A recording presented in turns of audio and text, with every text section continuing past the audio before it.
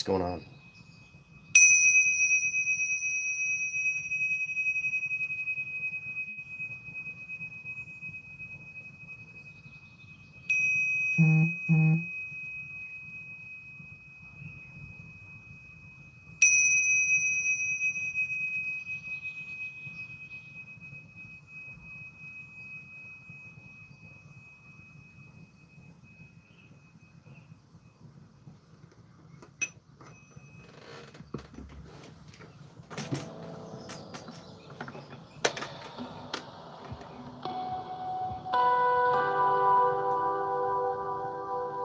Welcome.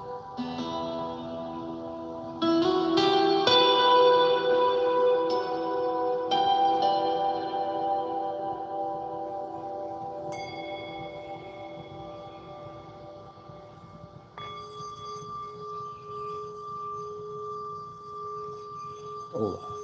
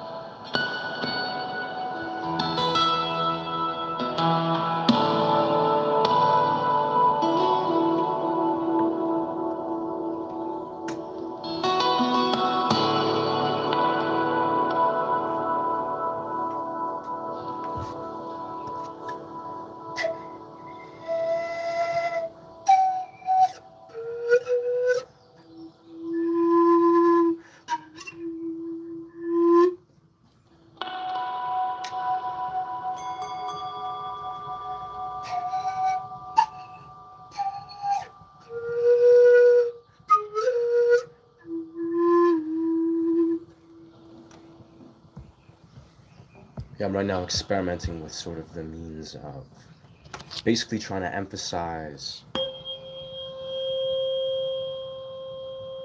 the vibrational experience by the viewer. Because, usually I do improv where I just sort of stream in guitar and various elements. It's like a performance, but I feel like I really want to zero in on creating this sort of auditory experience. There's something that, let me know if too, if this sounds, audible. I'll have to listen back to the audio.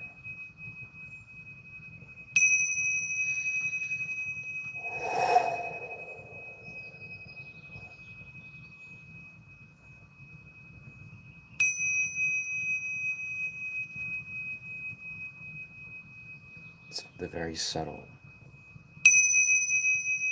vibrations.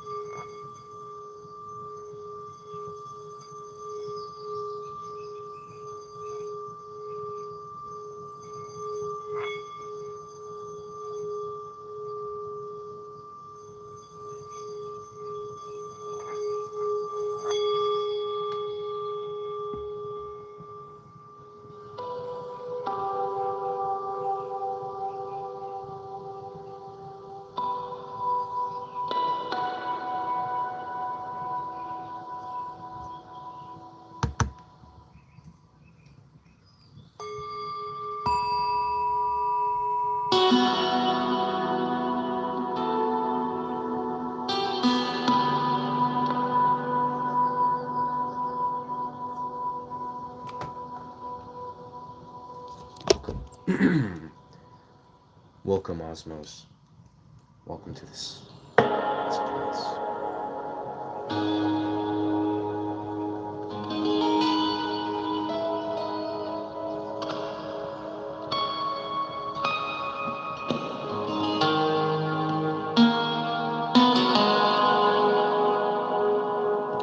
Stretch these out even further. But yeah, again, what I'm sort of trying to aim at today is I'm trying to focus. I'm creating a very sort of gentle, audible experience, like a sound bath, but really not trying to create it like a musical performance as much, but more so trying to lean into the raw sort of resonance that flows through.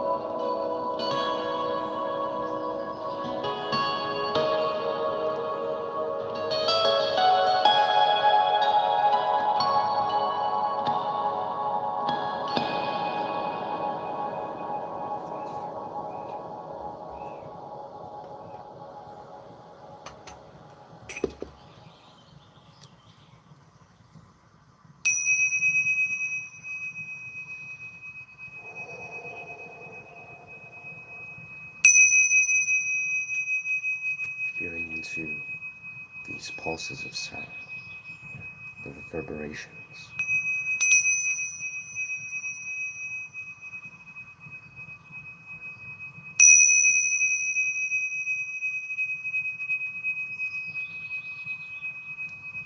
Focusing only on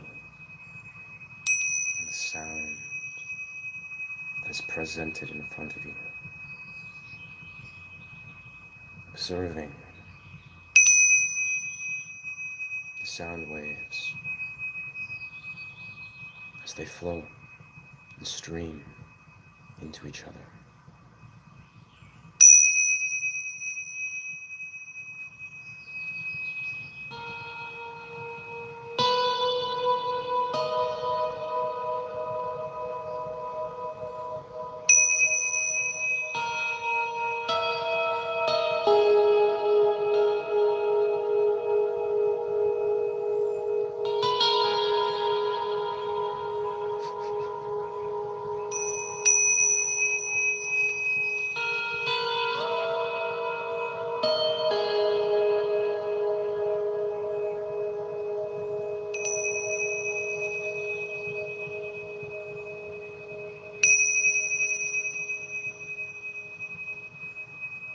Letting go of dense energy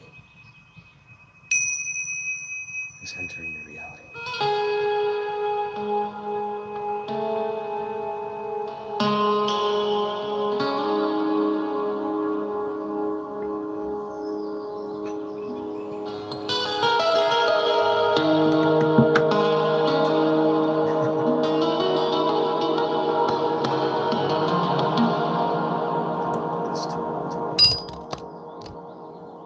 I like this.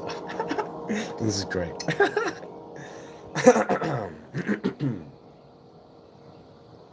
Yeah, this is awesome.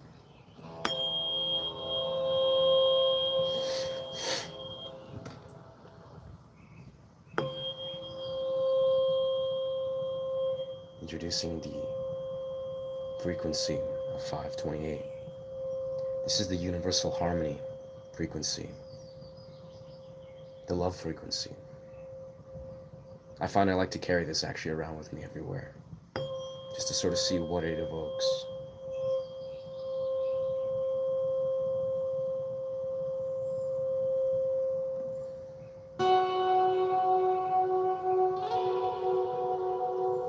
It's often a positive response, but sometimes, for some people, it doesn't. It projects.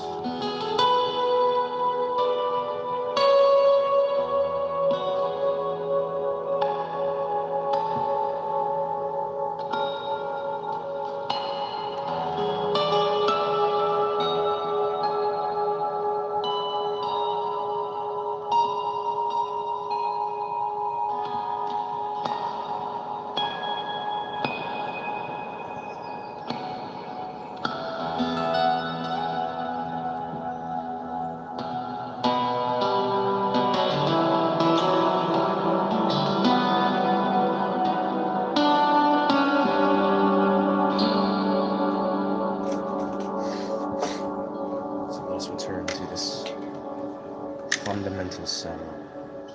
This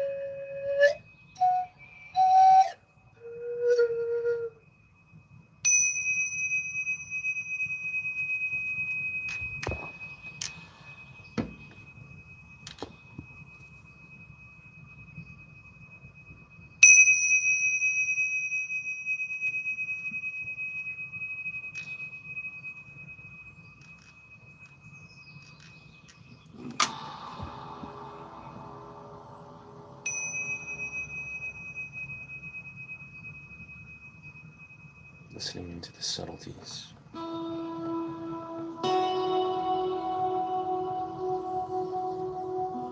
the stillness that is present.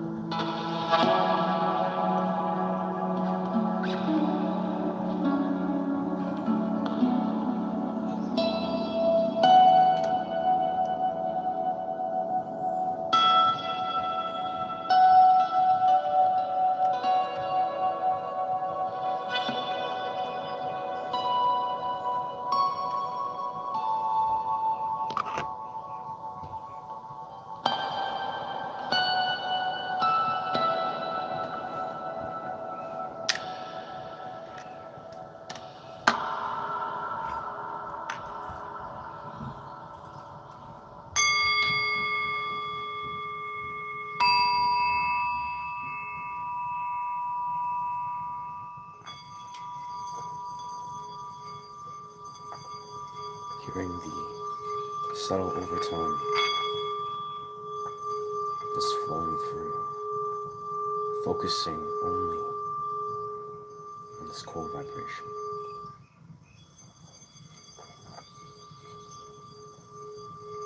The sounds of nature. Hello, what is good? Welcome. Just chilling.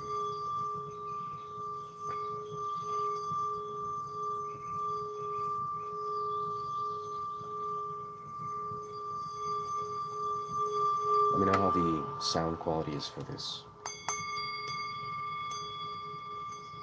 I think I may introduce a microphone at some point to kind of capture the nuances.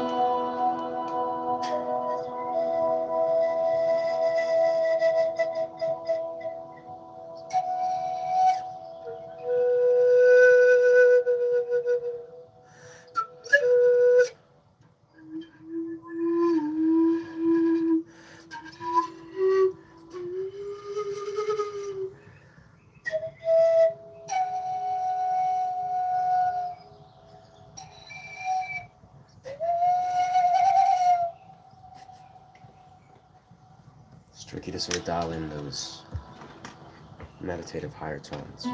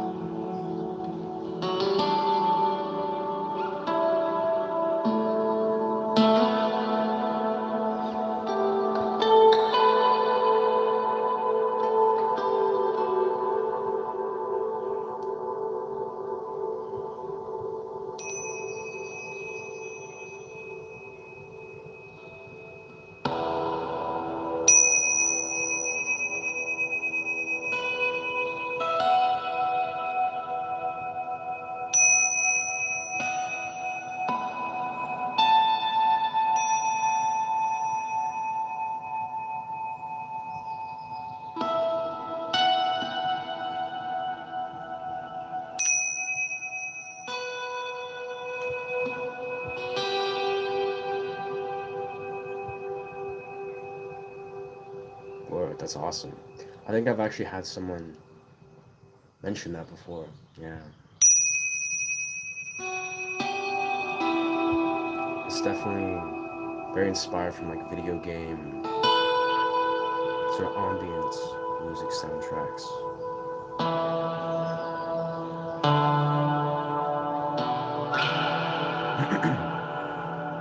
I can't think of. There's actually a few that are in my head. It's kind of like a mixture of themes from Attack on Titan and themes from The Last of Us. That's kind of what my mind, for some reason, is just reaching into.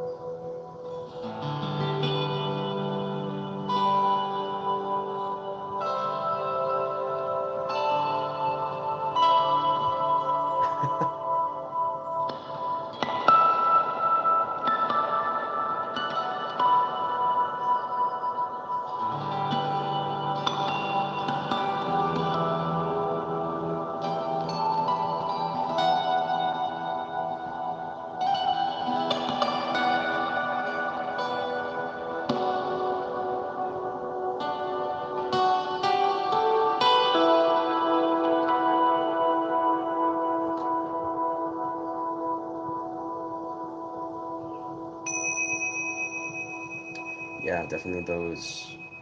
I can think The Last of Us themes in like. It's like, yeah, it's right there.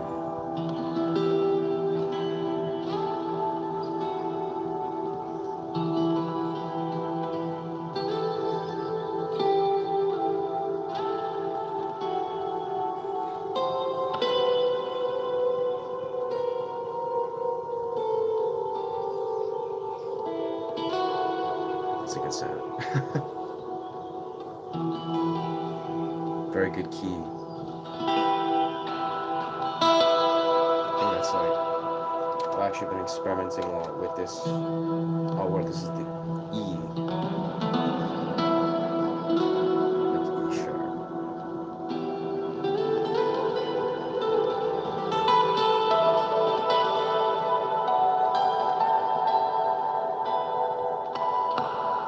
Powerful stuff.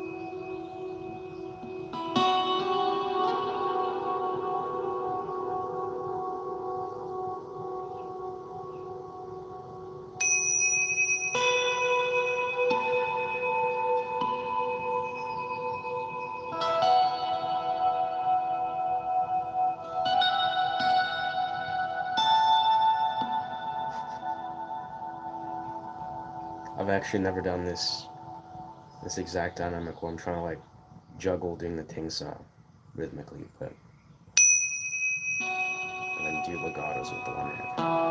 Sounds really good. It's very meditative.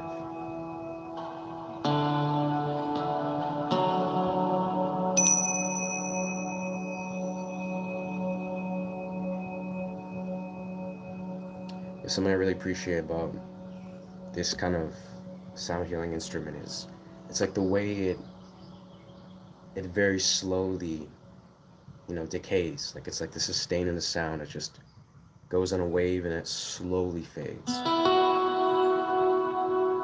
Much like this reverberation on this guitar. And I find it requires you have to be very present and very calm to try to weave it together. Feels good. It's like I'm on mushrooms, but I'm not on mushrooms. If I was on mushrooms, which I might do later today, this would work very well.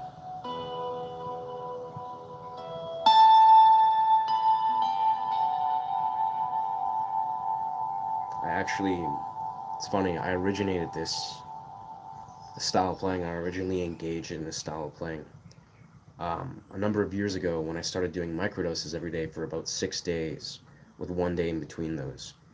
And I had this epiphany, which was basically to play like this.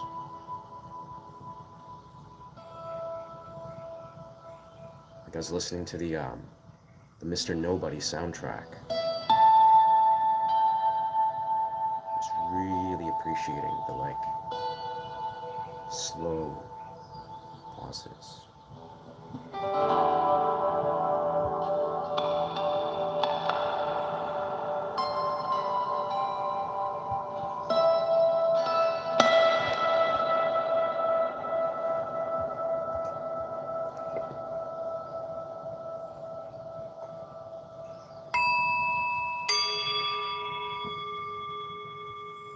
Let's see if I can juggle this.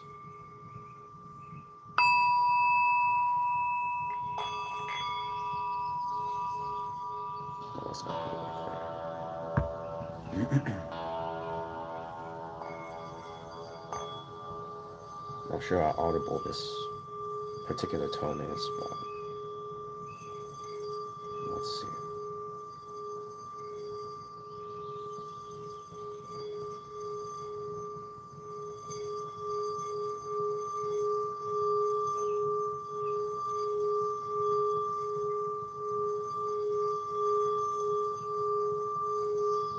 Stuff. I was chilling on a beach, and there was a vendor that was selling this sound bowl. And it's such an interesting experience, just like getting these ritual incense, and then getting this particular sound bowl, and just sitting there for like an hour, literally just listening to all the sound bowls and just chilling on the beach. And then eventually, I just spent like 3 hours playing guitar, using the sound bowl as kind of like a rhythmic element.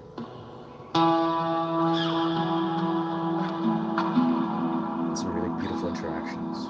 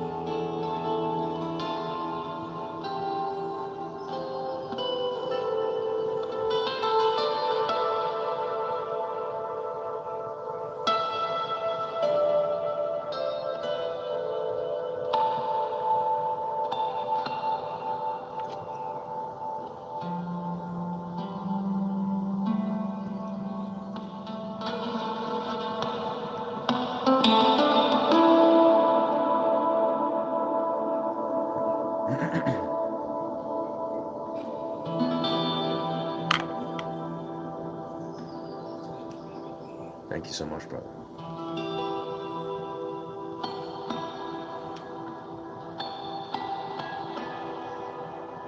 I feel I'm just trying trying my best to try to just be very present and very meditative, almost like gently embracing, very intentionally. Because I find for guitar, I often, when I play like improv or fingerstyle, I can get very, I'd say very abrasive in a good way, where it's like there's lots of impact, lots of dynamic sound. But I feel like what my intention is in this stream, with creating like an audible experience for the viewer, is I want to make it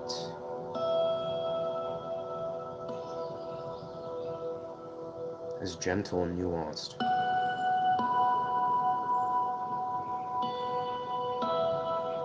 Much like when I'm recording Sound Journeys.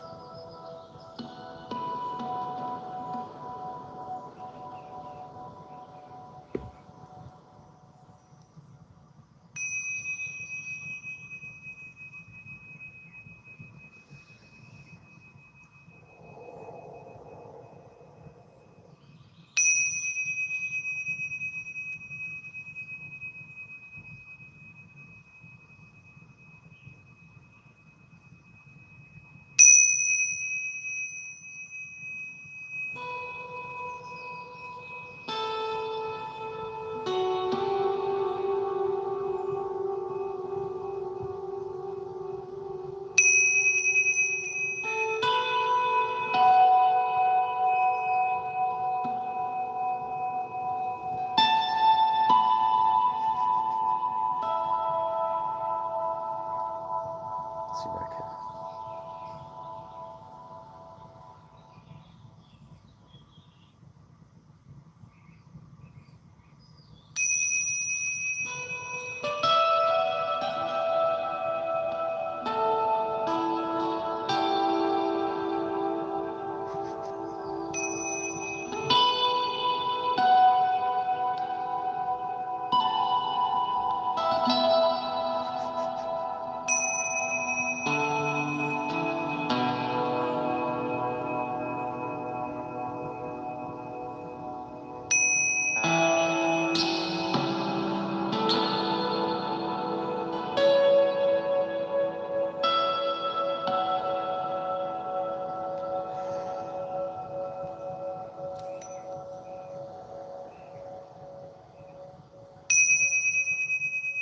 Oh, word. That's interesting. What YouTuber is that? I've never. I'm curious who this YouTuber is that I look like. Definitely gotta check him out.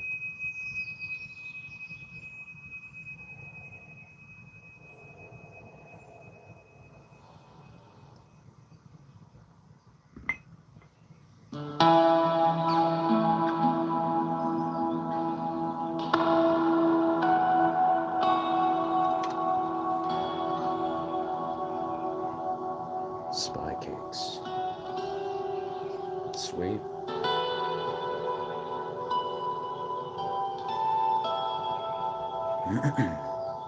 Yeah, I've definitely.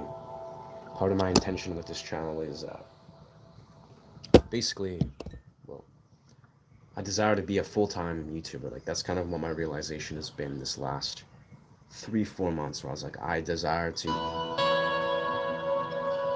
really just fully engage in the process of being a YouTuber, like just creating really just elaborate, beautiful stories and just going deep in like creating meditative sound journeys and teaching people certain dimensions of guitar. Definitely feel I will succeed at it. It's definitely going to be a grind. Made most of my childhood. That's so awesome. I definitely. Let's check out who this fellow is. Spy Cakes.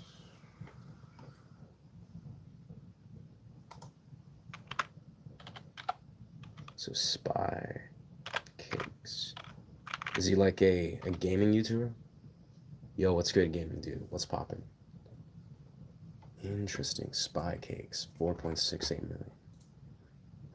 Okay. Huh. Can't see his face. He's like doing a lot of animated stuff. No, no.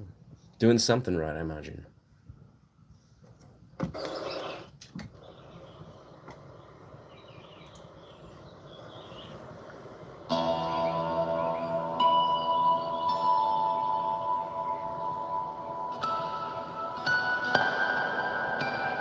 I feel you, brother. It's definitely. I've also found like YouTube, specific YouTubers, have definitely made my life objectively better. Like it's really just like the potency of, sort of what community building I think can offer. Just the means of a singular person having a strong intention and then just unlocking this creative freedom to, connect with their audience, their viewership. I've definitely become very enamored in this process, just being like, man, I know that this process of becoming a YouTuber, it's a very spiritual and very psychological experience.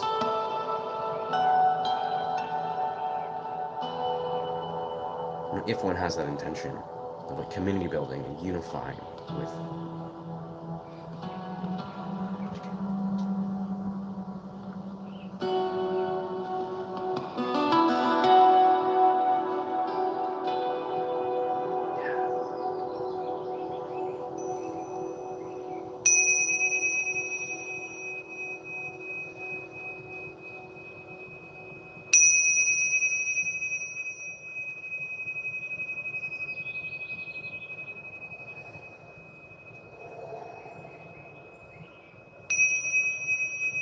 I love how fast time seems to go, or time seems to just be a different sort of parallel, I find, when creating these sort of meditative sound journeys.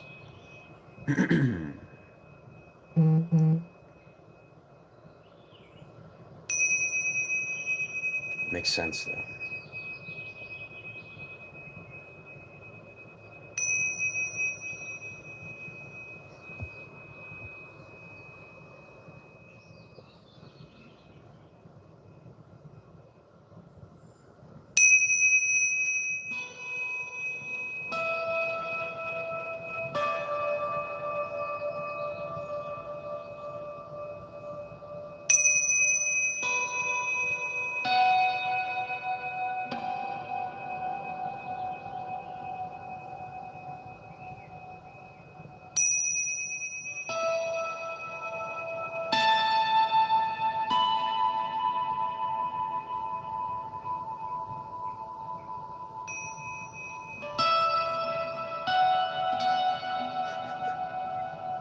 Loving this dynamic.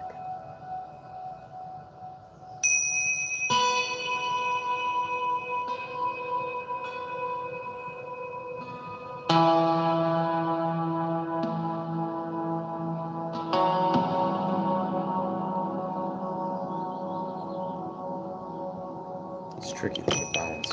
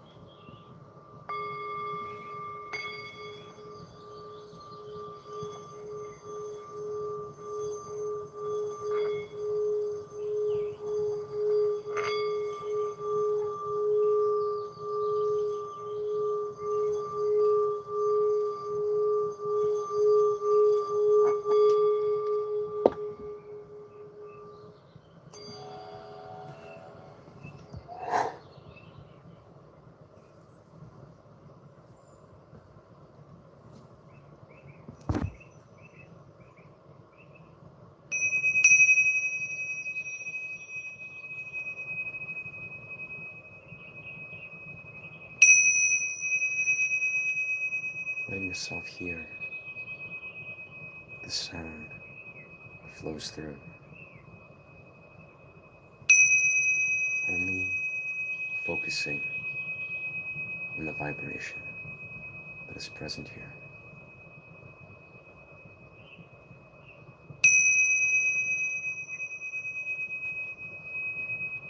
Recognizing the infinite nature inside the stillness.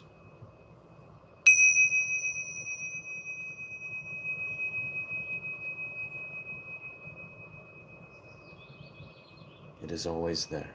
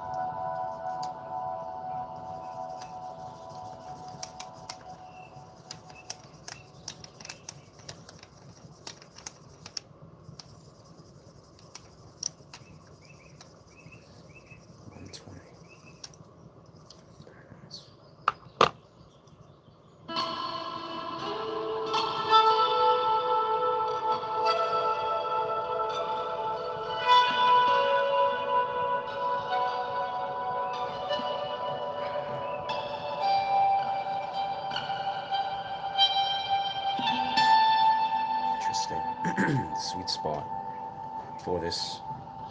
That's very gentle. It's very different.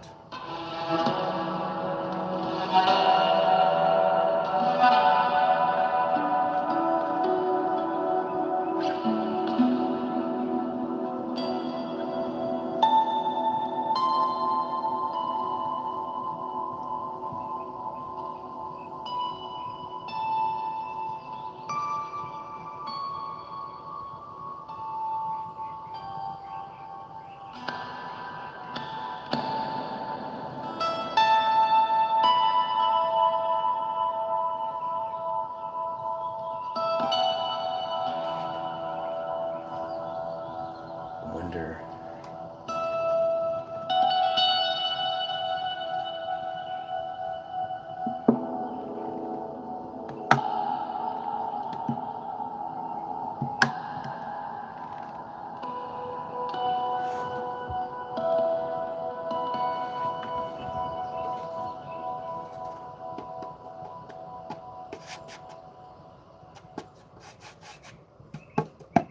It's hard to find the nuances. It's a pretty good nuance.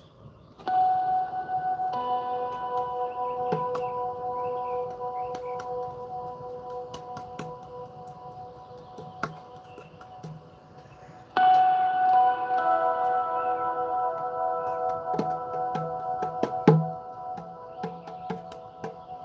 feel the nuances on this one might be better.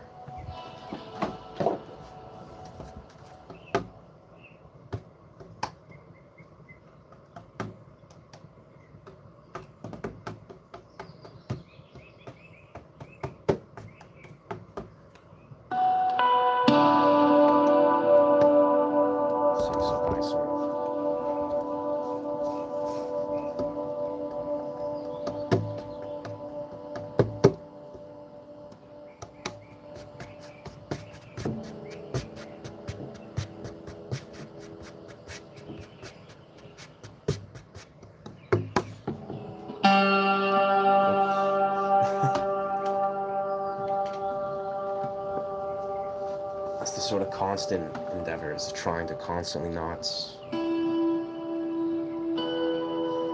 lose the sort of flow.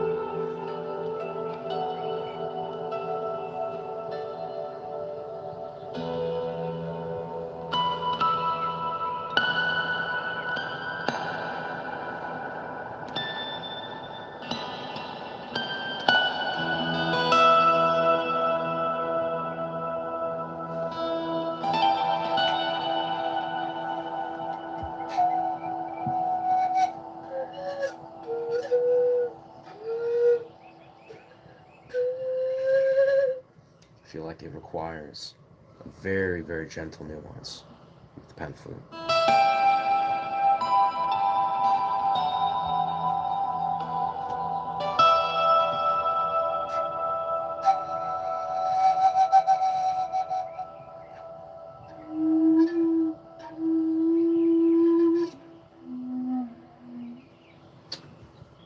Yeah, probably just a singular note.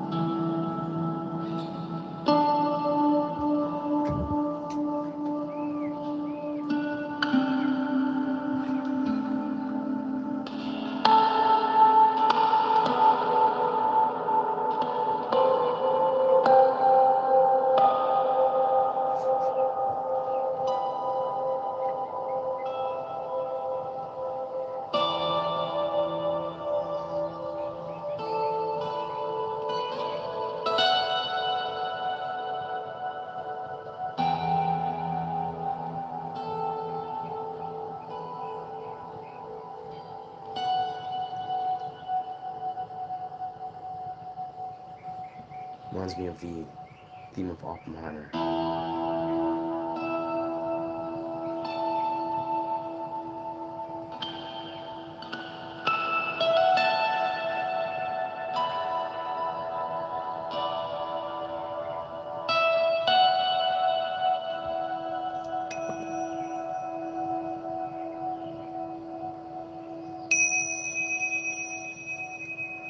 Game. I mean, I guess historically I would say it's probably.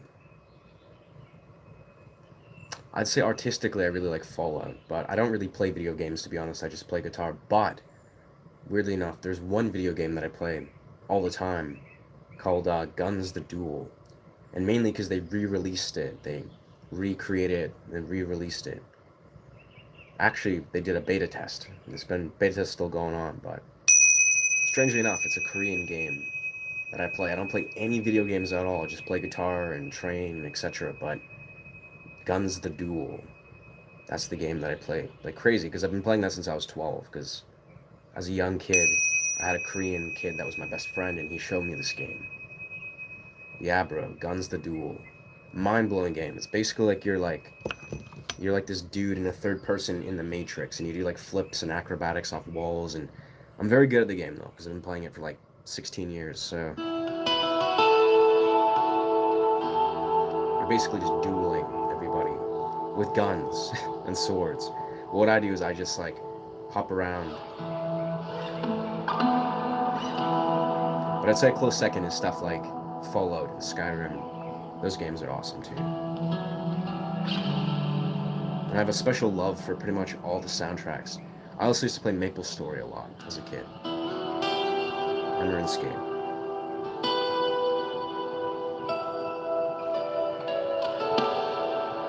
I deeply appreciate the soundtracks of Maple Story and RuneScape.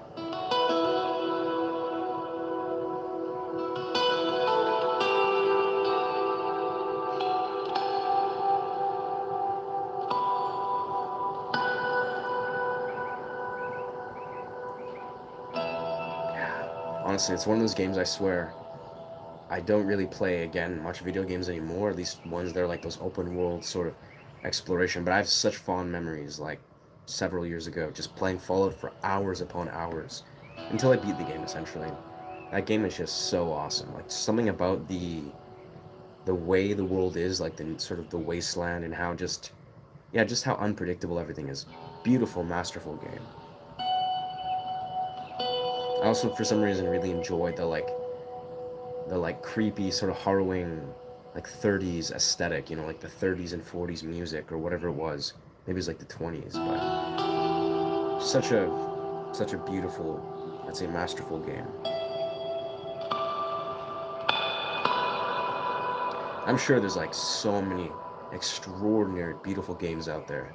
Like I have people constantly just tell me about them, but I just don't really desire to spend my time playing games. Especially when I have a YouTube channel to grow and composition skills to hone and all this other sort of stuff.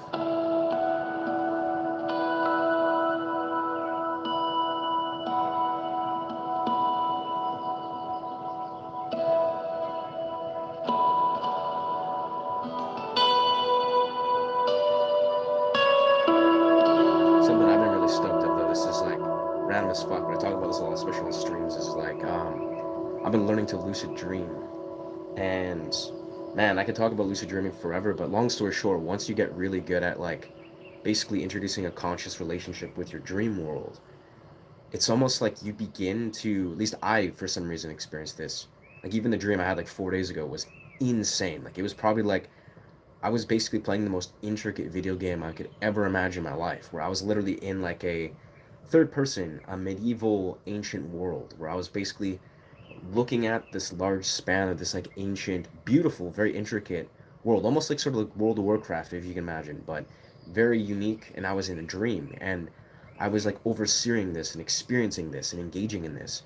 And at some point in the dream, it was very similar to World of Warcraft, to be honest, the aesthetic.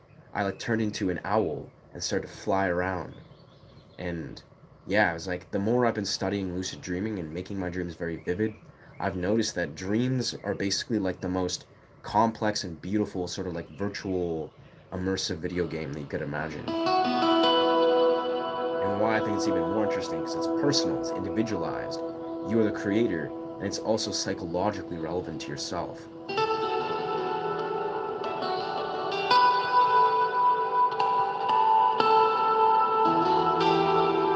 It's also spiritually healing.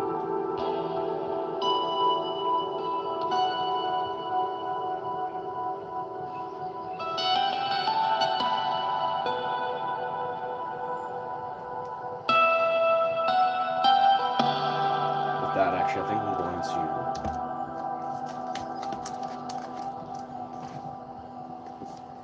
engage in these passages just briefly.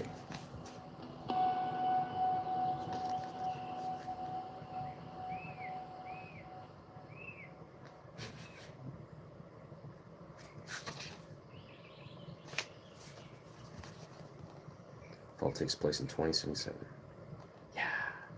Yeah, they killed it with the creative aesthetic. Prophetic dreams. What's that? Luminous dreams. Purifying dreams into the path.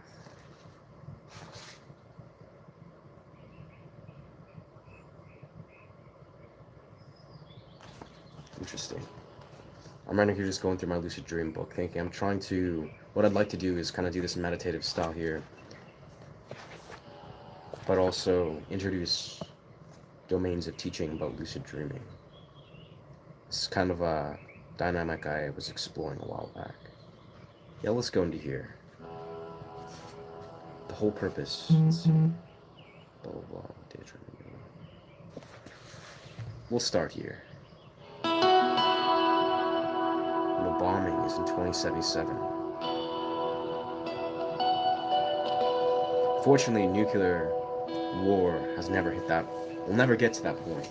But we're obviously in a whole new epidemic of AI, where it's like, yeah, who knows what's going to happen in the next like 30, 40 years. So the practice of illusionary form.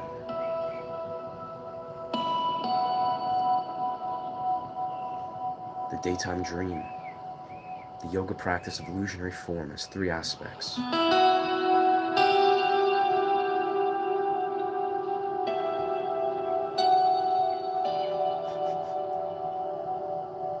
The illusionary body, the illusionary speech and illusionary form, illusionary mind. It's illusionary body, illusionary speech, illusionary mind. I'm getting over a cold, so my voice is kind of botched right now, but yeah, dog. Resident Evil is like, honestly, I played the one with Leon where he's like, yeah, I guess that's Resident Evil 4. I'm not sure which exactly, but that one's dope as fuck. I swear, as a kid, I was like immersed in that game. Let's see. Let's see how I can do this.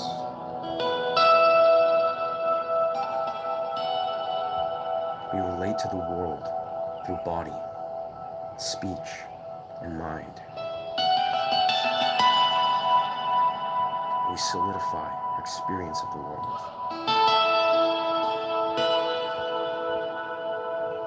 With our thoughts, with our words, our deeds, an illusionary form works directly with these gates to loosen and dissolve our solid world.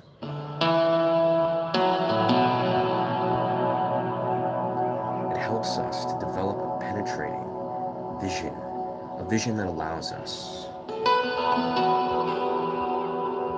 to see through mere appearance and into reality, cutting through the forms. I like this. The sounds, the thoughts, and otherwise trap us in the anguish and the discontent of worldly life, the suffering of samsara.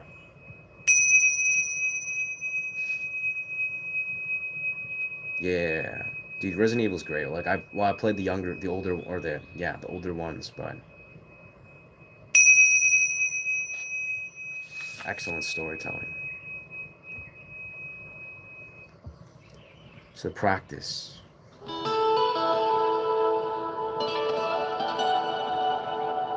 of illusionary form, cutting through forms.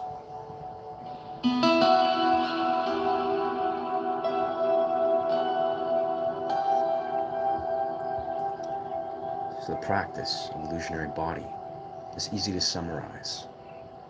You continually remind yourself that forms of this world are like a dream.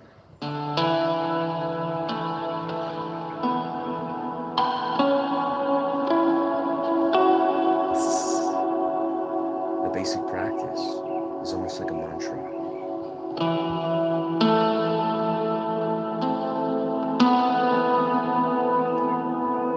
I'm dreaming, but this is a dream. To understand and express this as frequently as you can. It's really to feel what you're perceiving right now is a dream.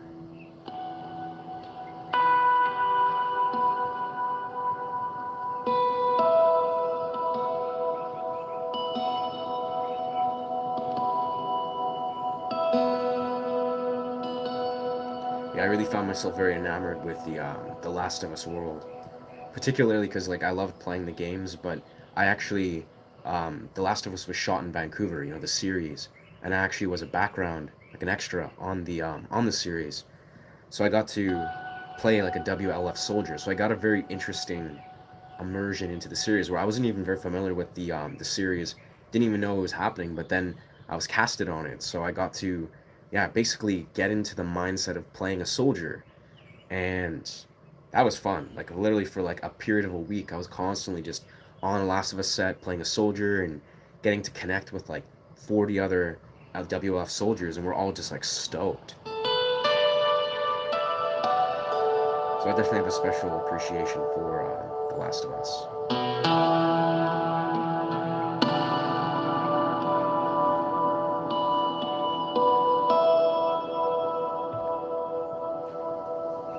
So yes, illusionary form.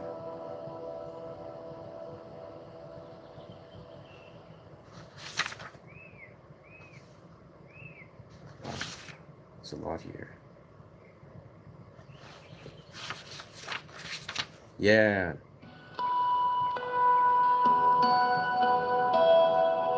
yeah. It's like I was in this scene where I don't think I'm actually very visible because I didn't make it to the final cut. But I mean, parts of me did, but not very much. But it's like basically in that scene where in The Last of Us season two, it's like, or maybe it was the season two where it's like all the WLF soldiers like they appear and they're just like walking through the city, and it shows all of them just kind of like the sort of militia army, and that's the scene I was in.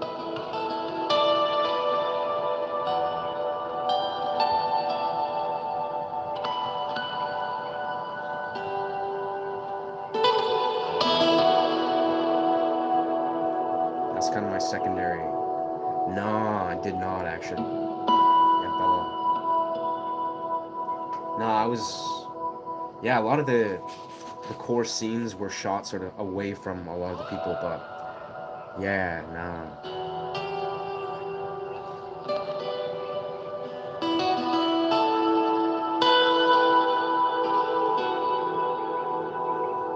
Fun experience though. I feel like just the I've been actually think I was thinking about this a lot this morning. It's just like for some reason, just the acting community is like such a beautiful community where it's literally just like the means of just doing it recreationally is like so fun. Like it's literally like a majority of the time you're just like chilling, just eating really good food, just eating some fruit, drinking tea, just hanging out with a bunch of like artists and actors and getting paid to learn how to act, basically.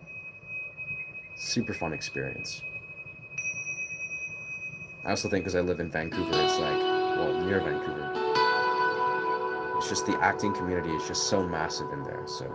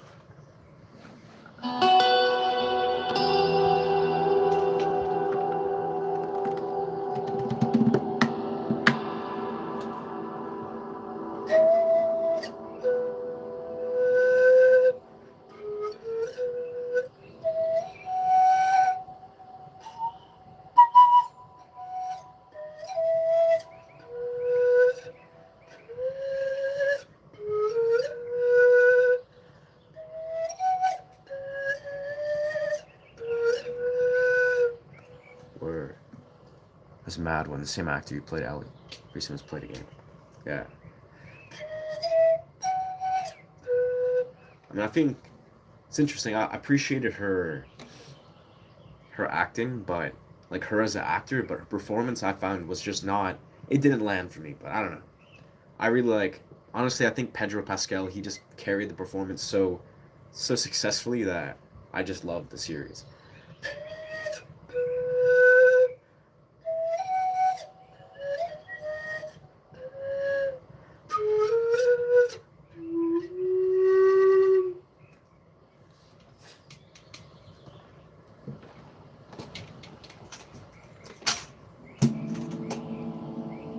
And to get, I'm gonna be right back.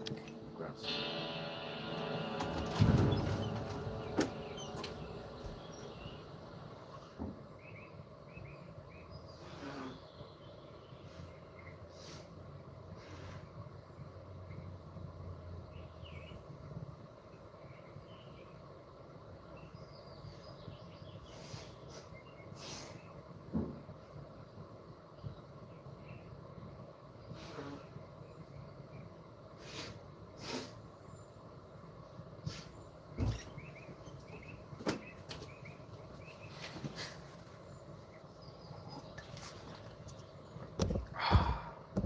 Beautiful.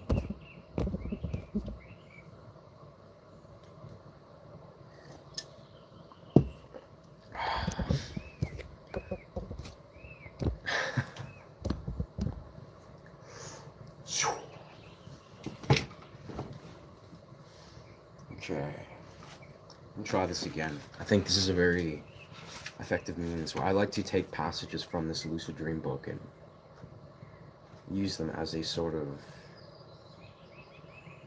a verbal domain. Yeah. Let's see. There's a lot of crazy dope practices in this book, I swear. This is a good passage. Yeah, that's true. I think isn't she supposed to be pretty young, but I think she's probably like on the spectrum, so she's like, I don't know. I have no idea. I just appreciate what it takes to do good acting performance. So it's like, even if someone's like not the greatest fit for a role, it's like the fact that they just showed up and like nailed it and really like made it their own and made it a good performance, I can respect. But it's not easy. I mean, it's easy for some, I'd say, but it's a quite the experience. Whoa. Oh, we went to delay. I wonder how delay sounds. No, that sucks. That's not.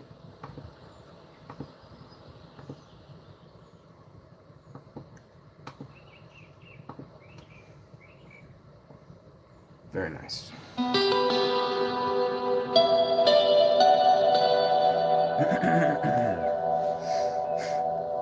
So, dream destination. And my voice is just botched from being sick. But let's just give this a go. Dream destination. The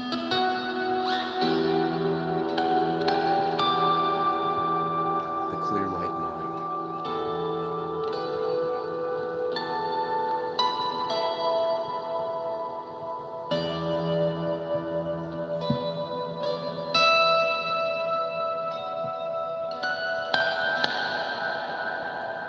Spiritual practice. Whether it's the sudden enlightenment of the cutting through, meditations, or the more gentle approach of gradual enlightenment.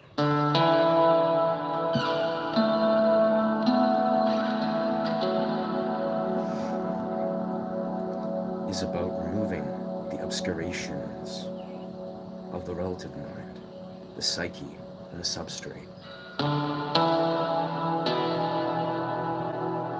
and rediscovering the absolute clear light mind.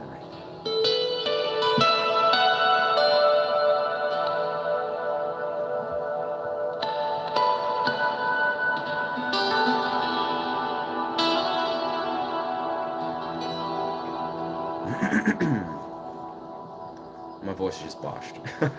I like this dynamic though. Alright, so I'm gonna effectively just I'm gonna do some more storytelling narratives of improv, introducing a more meditative approach. But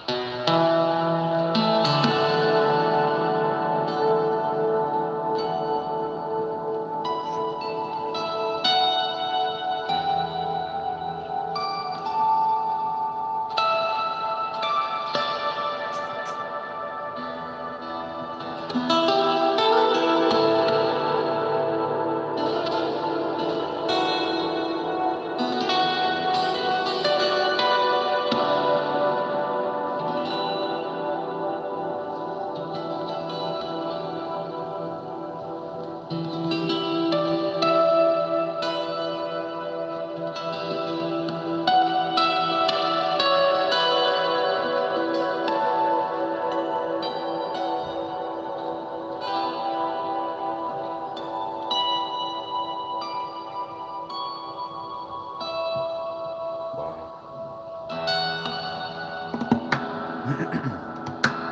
the scene.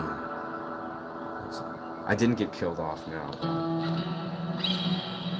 I was basically just a a blur, sort of like a body in the background that was with a bunch that were all just like storming through. So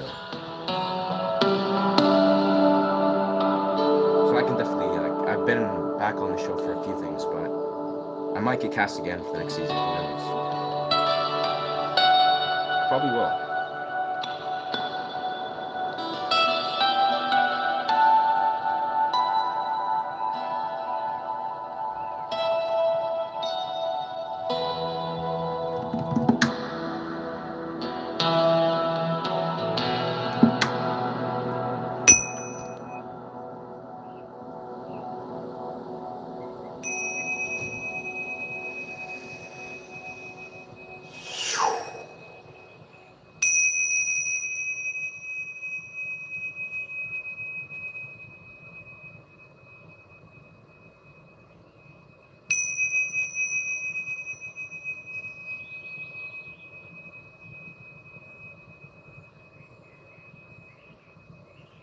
Yo, thank you so much, brother.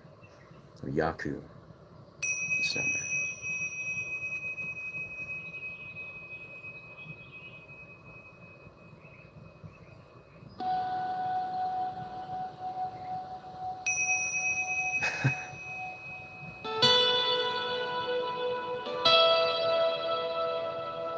That would be dope, but I think I don't know.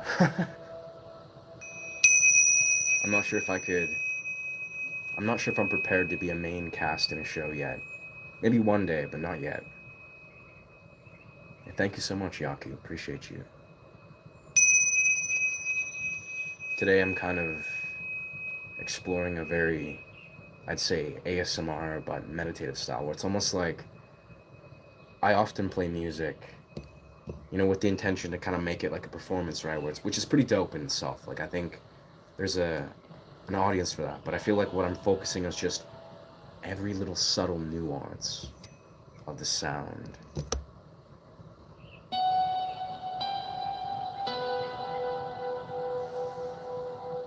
Just focusing on the raw vibration.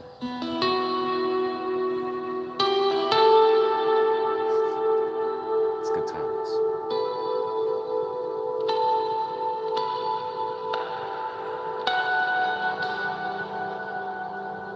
Yeah.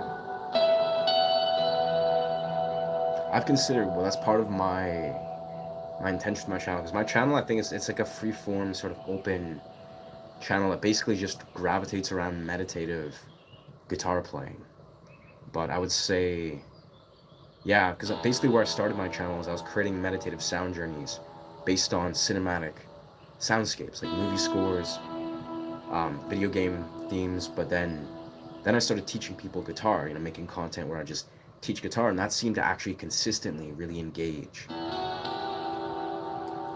But I think the more I've thought about it, I would love to make long form content where I'm basically just making like really beautiful, very zen, very relaxing meditative journeys where people can just like return to these and go to these when they want to relax or they want some like background music.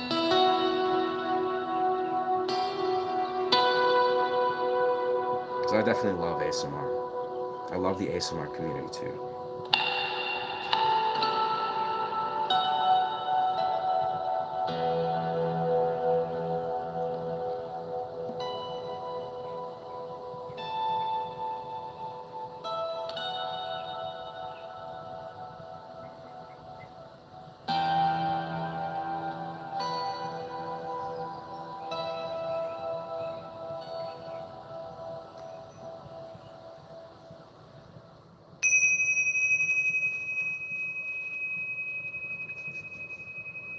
I think part of it too, it's really beautiful, is the process of creating like a sound journey, creating the experience where you get to like record the sounds of nature, record the sounds of birds, just get really immersed into the world building element. I feel like that's something I'm very attracted to. Because creating music as a whole, it's very fun. It's very healing, very enjoyable. But personally, I find it's the process of yeah, world building, where you're like not just creating a song, but you're creating like a story that is telling multiple stories.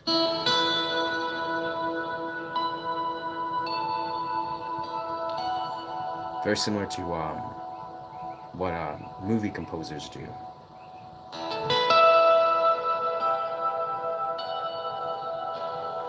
like Hans Zimmer and stuff.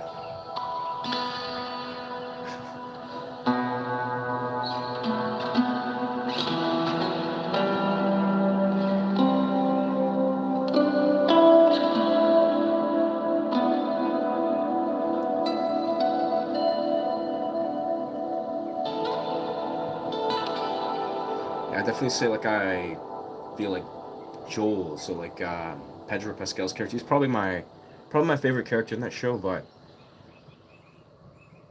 I have to think about it. That's probably I think it's yeah, it's definitely Pedro Pascal. He's dope.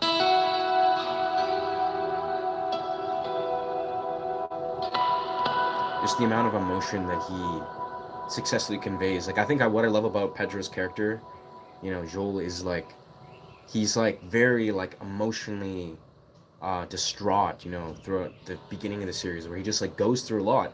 Then you can see that through the majority of the series, he just becomes like cold and calloused because he needs to. He lives in this like crazy apocalyptic world where he has to constantly fight, and you can see that he just becomes like a very emotionally numb soldier. But he didn't want to be because he was originally had his daughter, had his happy life, where he was super stoked and was living this wholesome little family life. But then then the world just went to chaos. But then the dude adapted and he became this like really resilient, like profoundly resilient soldier. And not just a soldier, but like a survivalist. So personally, I think that's a cool character. Just watching the series, it's just like inspires me.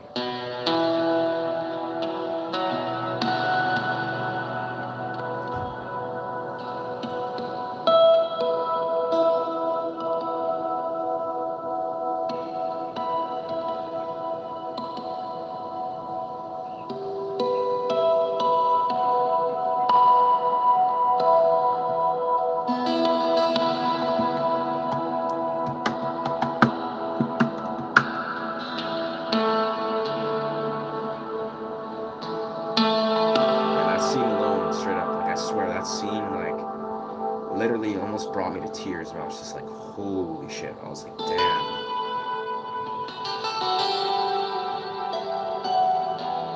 Just yeah,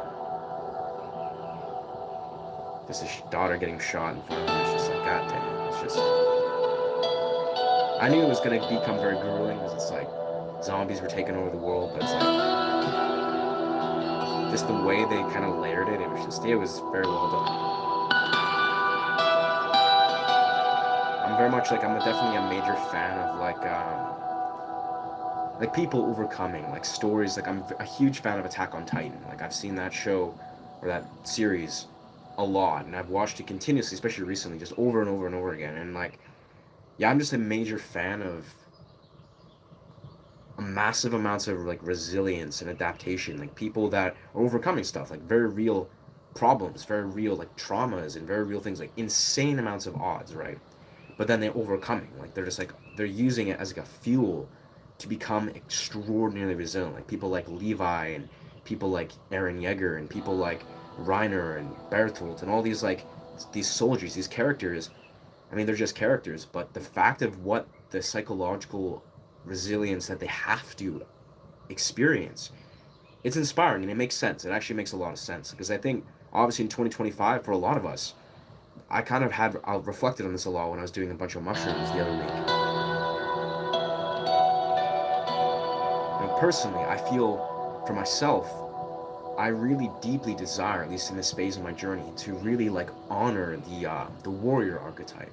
And in this modern 2025, like the simplest piece of it is a lot of us, we are fundamentally robbed out of this deep relationship with this warrior archetype. You know, this this warrior essence, this ethos, this like realm of how we as men, as human beings, but as men particularly, how we can actually embody the warrior archetype successfully. And you know, for me, I've trained martial arts for many years. I've done various pursuits where I feel like I love pulling those threads, but I think very simply, we can see that the root of a lot of indifference, a lot of suffering, and a lot of, yeah, fragmentation for us as human beings, but particularly as men from a men's context, is being disconnected from this warrior archetype.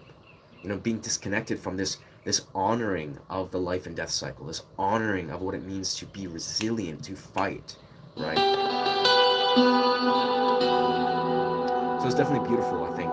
It makes sense why we love to just like see these depicted in Hollywood, in like in cinema or in video games. It's very healthy. Yeah. Yeah, it's that whole series was just like extremely sad, but I think, yeah, there's a lot of people expressed they really disliked the ending. I didn't hate it, but I didn't love it. But that being said, I honestly, I think the last few episodes were kind of difficult to process, but I think it was a beautiful ending, if any. Like the very ending, sort of beyond. Don't want to spoil anything naturally, but it's like just the realm of how the ending that's, you know, trails on past the credits. I think that was kind of weird, but definitely the actual ending, when, you know, all the resolution of the characters and all the sort of very last episode, it's very sad. Like I feel like I was like, damn, like this is like the emotional turmoil that a lot of the characters felt and expressed, and the sort of all the little twists like psychologically going. It's powerful. I think Attack on Titan personally, like what they did really well, I feel, is they successfully, like really successfully layered story. Like I think it's like psychologically they did such a incredible job, or they more of as the original writer, like the one Japanese dude or whatever his orientation. That dude is a genius. Like I forget his name, but it's like he literally wrote this manga that has so many layers of like powerful storytelling and sort of psychological back and forths, and, you know, twists that eventually unravel into such a powerful, I'd say, breakthrough of narratives.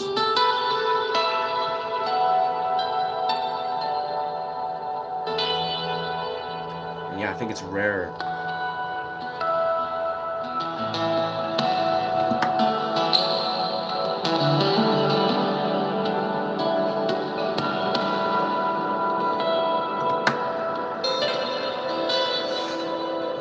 Very nice.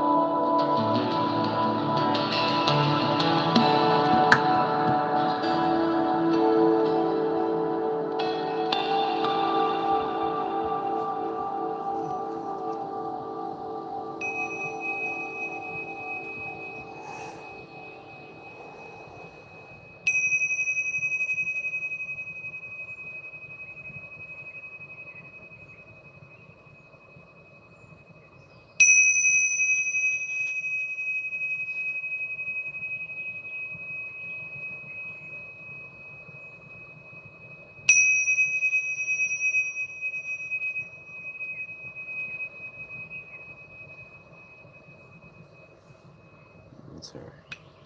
Maybe, I don't know. I'm not sure how that would.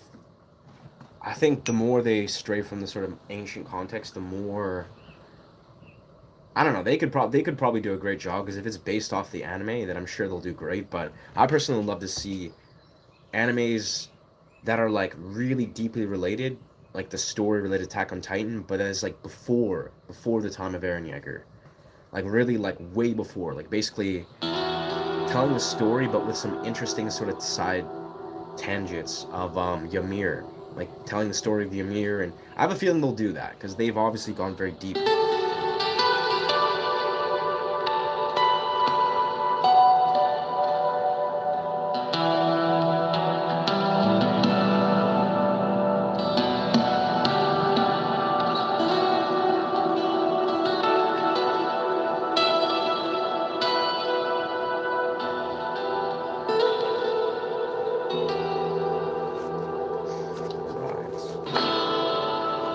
Might as well do some of this. It's karmic weight. Let's do this. So karma is created at the level of the mind. Speech or body, and carries progressive impact as it becomes more physical or fully manifests. For example, I have a vague thought. This is a karmic impact because it can predispose me to have a similar thought. It leaves an imprint or a trace. I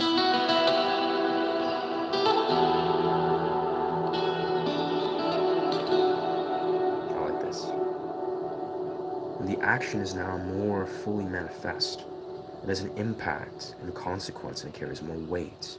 We can get arrested by just the thought of this. Blah, blah, blah, blah, this and that. Because dreams are mental. The karmic weight of our intentions and our subsequent actions in a lucid dream are not that heavy unless we continue to add weight to the karma by intentionally repeating the same dream activity.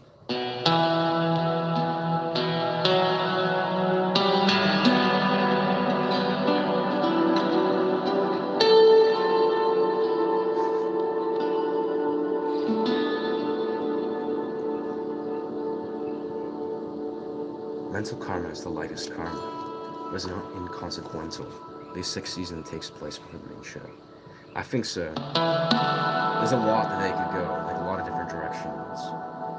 Our external life, what we end up saying or doing, usually starts with what we think. That is, it starts with the internal contents of our mind.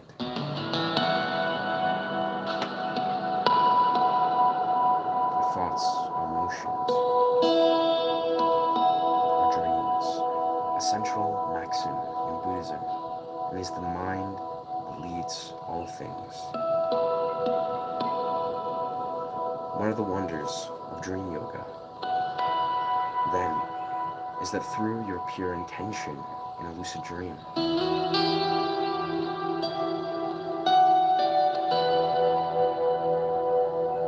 and by stabilizing your training, when you train the mind in a dream state, you can clean your karmic acts. Interesting.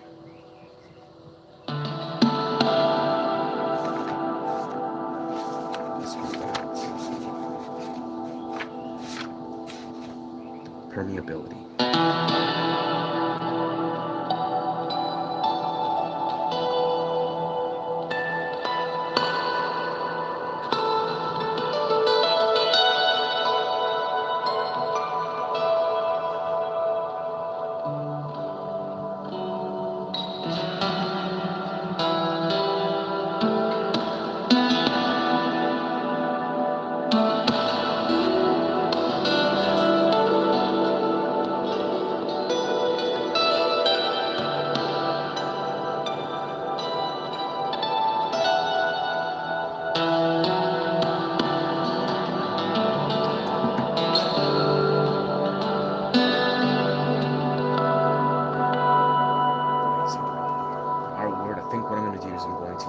Break, probably hop on TikTok, kind of see what the people of TikTok are doing, and just get some food. But yeah, I'll definitely be back, I think, in the next like hour, and it's a more prime period. Probably, don't got much else to do right now. Aaron's back at the end of the show because in the area for the ones who see the show, because there are the original Titans before the ones you see in the show. Well, you saw the Titans on Aaron's back at the end of the show. Because the original Titans. Yeah. Oh, I feel it. Yeah, they were the original like founding Titans. Apparently, though, the idea was that was actually apparently that wasn't actually Aaron creating those. I mean, I guess it was all those were the projections of those, but that was Ymir's will through the path she was creating all these previous Titans because she has the memory of them all in her, and she was bringing them to attack because Aaron wasn't actually trying to create. He wasn't actually trying to fight them. Not at least with the Titans.